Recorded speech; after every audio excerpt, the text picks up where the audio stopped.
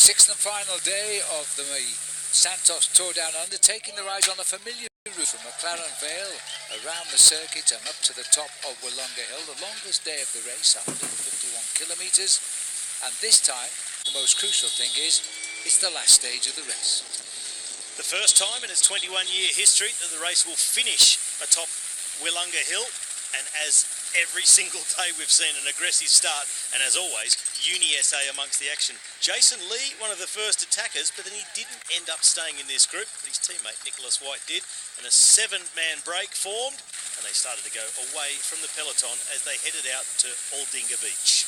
Yes, as they completed the 40-kilometre circuits here, there were 3 in all. That breakaway of 7 was not quite hitting the 4-minute mark. The peloton had bigger fish to fry and were thinking of the top of Wollonga Hill. At Snapper Point, 63 kilometres covered, it was Danny Van Poppel who cruised over the line in first place. He was seeking the points required to finish second overall in the competition. So far, so good.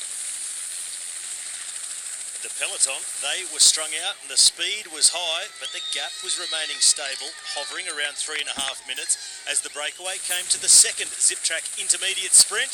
And it was just another strong turn from Danny Van Poppel that earned him the maximum points towards that blue Zip Track Sprinters jersey. The sprinter would not get to the top of the hill in a point-scoring position, but he did amass enough points to finish second in that competition. Once on the hill, it was a whole different bike race. The 7 riders up front quickly started splitting up, and then the sad sight of the overnight race leader, the leader of the tour for 4 days, Patrick Bevan, suffering from his injuries of the previous day, fell back. Nicholas White, he pushed on, trying to claim the points on behalf of his teammate Jason Lee, but it wasn't to be, because on the charge, Team Sky, Kelly and Elizondo with Walt Pools, they were off the front as they crested the Wollonga Hill for the first time. Bell lap, 1 to go, and they were off the front.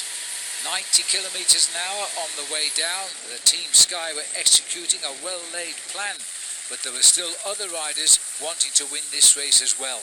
Soon they were back in a pack, surprisingly almost 60 riders strong. It was a very big group as they came through Wollonga Township for the final time and swung onto the climb, and this is where the peloton shattered. And this is where young Kenny Ellison decided to give it another go. He broke clear and then awaited the arrival of the team captain, Wout Pools. Pools made contact, but then came a move by the man known as the King of Wollonga, Richie Porte, unbeaten here for the past 5 years, made his move. The King of Wollonga was not ready to relinquish his crown. Under the kilometre, Michael Woods was chasing Walt Pools, tacked on in the wheel, but Richie Porte was not done with him yet. Porte needed too many seconds to win overall, but a look over his shoulder and he was heading for his 6th win in as many years at the top of this climb.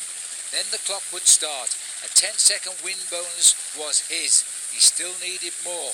Second over the line though was Wout Pools, and in 3rd place, happy with the result. Small bonus for Daryl Impey, and the result, he was to go back-to-back in the Santos Tour Down Under, hence the signal to the sky. Richie Porte wears the crown and Impey wears ochre.